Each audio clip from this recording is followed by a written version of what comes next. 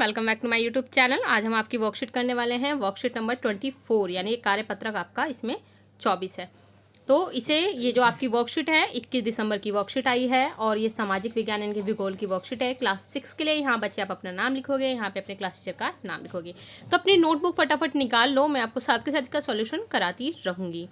तो इसमें हम पढ़ने वाले हैं भूमंडल यानी कि ज्योग्राफी का, जो हम पहले टॉपिक कर रहे थे वो भी इसमें कंटिन्यू चल रहा है। इससे पहले जो हम पढ़े, इससे पहले की जो हमने वर्कशीट की है वो आपकी बच्चों वर्कशीट थी हिस्ट्री यानी कि इतिहास, हमारे अतीत भाग 1 हमने कंप्लीट की थी, मतलब उसके चैप्टर कुछ हमने किए हैं। अब हम इसमें ज्योग्राफी यानी कि भूगोल की जो आपकी पुस्तक है उसका चैप्टर नंबर हम 5 कर रहे हैं, पृथ्वी के प्रमुख परिमंडल।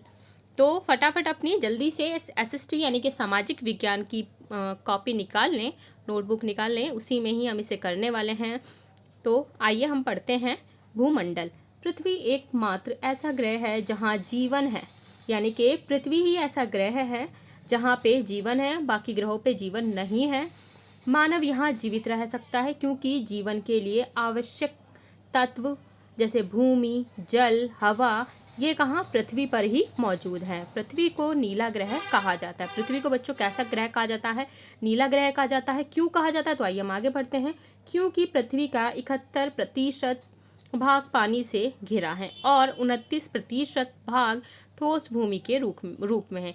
अगर बच्चों ये मानते हैं हमारी पृथ्वी है, तो पृथ्वी का आपका जो 71% भाग, यानी कि ये सारा का सारा भाग जो आपका बच्चों किससे घिरा हुआ है, ये सारा भाग आपका पानी से घिरा हुआ है। बाकी ये जो बचा हुआ आपका इसमें का ये भाग है, ये सारा का सारा आपका ये वाला, ये क्या है, ये आपका ठोस रूप में है जहाँ पे लोग रहते हैं। तो एक तरीके से मान सकते हैं कि ज़्यादातर क्या है, पृथ्वी पे पानी है और ठोस भाग कम है। पृथ्वी का ठोस भाग जिस पर हम रहते हैं भूमंडल यानी कि लिथोस्फीयर कहलाता है। क्या कहलाता है बच्चों? ये लिथोस्फीयर कहलाता है। इंग्लिश में इसे लिथोस्फीयर कहते हैं, हिंदी में इसे भूमंडल कहा जाता है। इसमें पृथ्वी की चट्टानें और मिट्टी की पतली परतें भूपर्पटी शामिल है।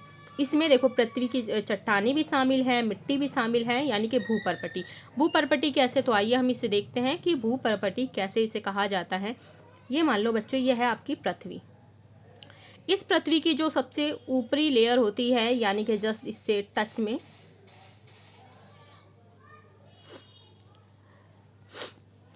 इसमें हम बात कर रहे हैं ये वाली, ये जो आपकी ये वाली लेयर है, इसमें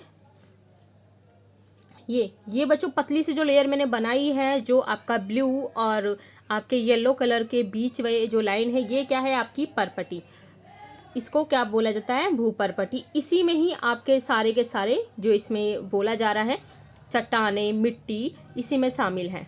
इसको क्या कहा जाता है? इसी को बोलते हैं लिथोस्फीयर। ये सबसे ऊपरी परत है आपके पृथ्वी की, जिससे बोला जाता है भूपर्पटी। ओके, क्लियर है? तो पतली सी ही लेयर आप देख सकते हो पृथ्वी के ऊपर है।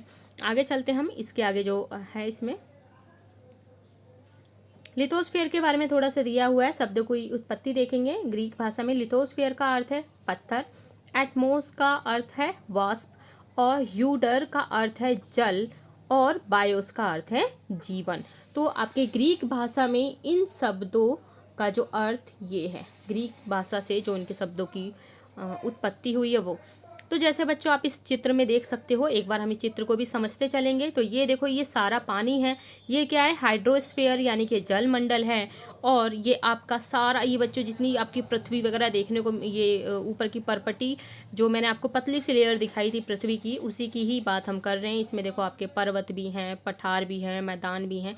तो यही क्या कहलाता है? आपका लिथोस्फीयर यानी कि स्थल मंडल कहलाता है। ये देखो ऊपर यहाँ पे आसमान है, आसमान में पक्षी उड़ रहे हैं, बादल है, बारिश हो रही है, हवा चलती है। तो ये क्या है आपका? एटमॉस्फेयर, यानी कि ये आपका वायुमंडल कहलाता है। इसके आगे अब हम चलते हैं आपके नेक्स्ट इस जो वर्कशीट में हम पढ़ने वाले हैं। पृथ्वी के चारों ओर मौजूद गैसीय परत वायुमंडल एटमॉस्फेयर कहलाती है। यानी कि पृथ्वी के चारों ओर जो मौजूद गैसीय परत है वो क्या कहलाती है बच्चों? एटमॉस्फेयर यानी कि वायुमंडल वो कहलाता है। जैसे इस तरीके से ये मान लो आपकी पृथ्वी है, पृथ्वी के आसपास जो एक पतली सी परत है, ये मान लेते हैं हम, ये इतनी इसके आसपास की ये सारी की सारी परत। तो इसमें अगर बच्चों आप देखोगे तो ये आपकी है पृथ्वी, ये आपकी है पृथ्वी। और पृथ्वी के ये जो चारों तरफ मैंने ये बैंगनी कलर से जो दिखाया है, ये सारा का सारा एरिया, बीच वाला एरिया, ये आपका क्या है, वायुमंडल। ये क्या है, गैसों की एक पतली सी परत है जिसे वायुमंडल कहा जाता है। लेकिन इस वायुमंडल में कौन कौन सी ऐसी गैसें पाई जाती है हम देखेंगे। तो इसमें देखो बच्चों, ऑक्सीजन, नाइट्रोजन, कार्बन डाइऑक्साइड और अन्य गैसें पाई जाती हैं। तो वायुमंडल में सारी की सारी गैसें आप देख सकते हो, ये सब पाई जाती हैं। पृथ्वी के बहुत बड़े भाग पर जल पाया जाता है जिसे जलमंडल यानी कि हाइड्रोस्फीयर कहा जाता है। पृथ्वी के बहुत बड़े भाग पे, जो मैंने आपको पहले बताया था, 71% यहाँ पानी है, तो जलमंडल ज़्यादा है। जलमंडल में जल की सभी अवस्थाएं इसमें शामिल होती हैं, जैसे बर्फ़। जल आपके पास बर्फ़ के रूप में होता है, आपके फ्रीजर यानी कि जो फ्रिज आपका है उसमें फ्रीजर के रूप में है, और जल के रूप में आपके पास होता है जो आप पीने के लिए यूज़ करते हो। और जलवाष्प जैसे कोई भी चीज़ बनती है सर्दियों में आपको ज़्यादातर देखने को मिलेगी। जैसे अगर आप कोई भी कुकिंग कर रहे हैं, आपकी मम्मी कोई कुकिंग कर रही हैं, आपकी दीदी कुकिंग कर रही हैं, तो वहाँ पे देखने को मिल सकता है कि किस तरीके से वाटर अगर बॉयल होता है तो उसमें से जो निकलने वाली भाप होती है वही क्या बनती है बच्चों, वही जलवाष्प बनती है। जीव मंडल, और इस जीव मंडल यानी कि बायोस्फीयर ये एक सीमित क्षेत्र है जहाँ स्थल, जल, हवा एक साथ मिलते हैं। यानी कि ऐसा क्षेत्र जहाँ पे जल भी है, स्थल भी है, हवा भी है। कंडीशन ये अगर यहाँ पे मान लेते हैं हम, यहाँ पे सारा का सारा ये आपका पहाड़ी एरिया है और नीचे आपका ये यहाँ पे ये सारा पानी है, तो यहाँ पानी बस है और यहाँ पे आपका स्थल नहीं है। तो यहाँ पे यही कंडीशन है, स्थल, जल, हवा एक साथ मिलते हैं, यह सजीवों के लिए बहुत महत्वपूर्ण होता है।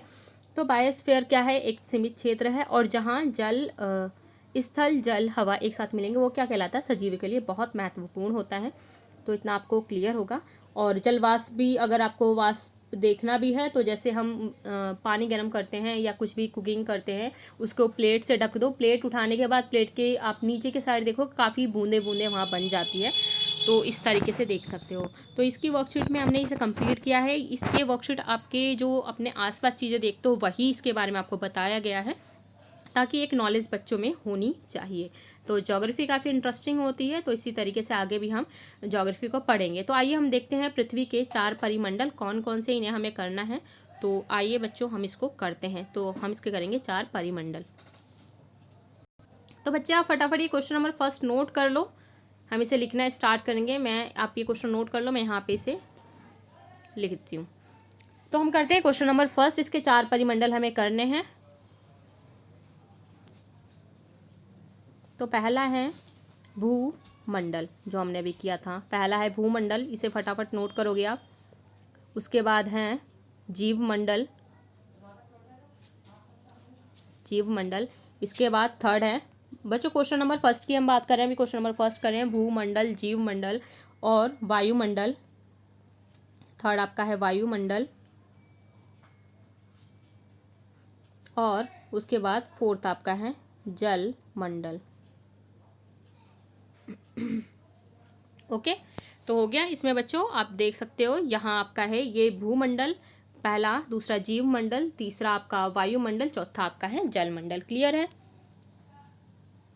तो सब बच्चे इसे जल्दी से नोट करेंगे। फिर इसके बाद हम करेंगे क्वेश्चन नंबर नेक्स्ट आपका, पृथ्वी को नीला ग्रह क्यों कहते हैं, तो इसके बारे में पढ़ेंगे। उसके बाद आपका जो थर्ड क्वेश्चन है, जीवमंडल यानी कि बायोस्फीयर सजीवों के लिए क्यों महत्वपूर्ण है, इसको करेंगे। तो फटाफट बच्चे आप जल्दी से क्वेश्चन को नोट करोगे। और आपकी आज की जो दूसरी वर्कशीट आई हुई है इंग्लिश की, तो वो भी अपलोड है, आप जाके उसे ज़रूर देखेंगे। और आपकी सारी की सारी वर्कशीट 6 क्लास की अपलोड करी जाती है, तो आप ज़रूर विज़िट करें और उसे देखें। इसके बाद हम देखेंगे क्वेश्चन नंबर जो आपका सेकंड है।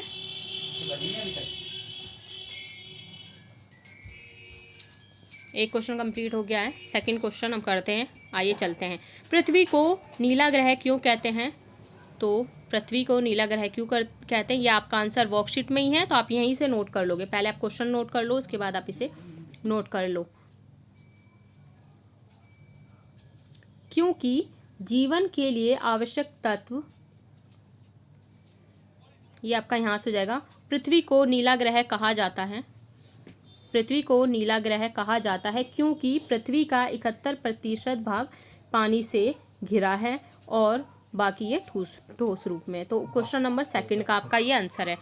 पृथ्वी को नीला ग्रह कहा जाता है क्योंकि पृथ्वी का 71% भाग पानी से गिरा है, 29% भाग ठोस रूप में मौजूद है। सेकंड क्वेश्चन है बच्चों आपका ये। इसके बाद चलते हैं क्वेश्चन नंबर 3 की तरफ।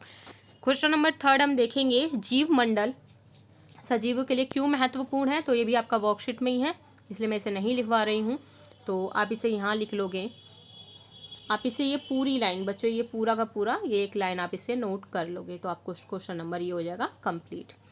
तो आपका है ये आंसर नंबर 3। तो यहाँ से क्वेश्चन नोट कर लो, यहाँ से आप अपना आंसर कर लोगे।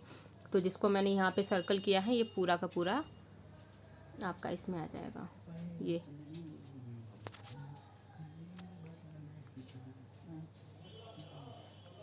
तो सब बच्चे जल्दी जल्दी नोट करेंगे इसे।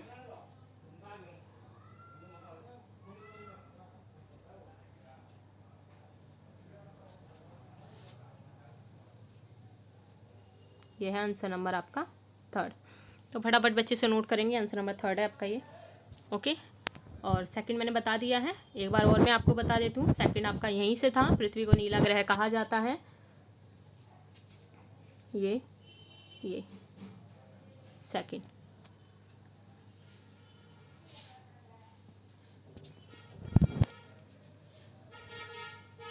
ओके, तो आई थिंक आपको आज की वर्कशीट अच्छी लगी होगी बच्चों। तो कमेंट करके ज़रूर बताएंगे आपको आज की वर्कशीट कैसी लगी है, और मेरी वीडियो को शेयर ज़रूर करेंगे अपने दोस्तों के साथ, और लाइक ज़रूर करेंगे, और चैनल को ज़रूर से आप सब्सक्राइब करोगे। और आपकी आज की जो दूसरी वर्कशीट है वो भी अपलोड है चैनल पे, जाके आप जल्दी से उसे ज़रूर देखो। तो मिलते हैं नेक्स्ट वीडियो में नेक्स्ट वर्कशीट के साथ। तब तक के लिए goodbye, take care and thank you for watching my videos.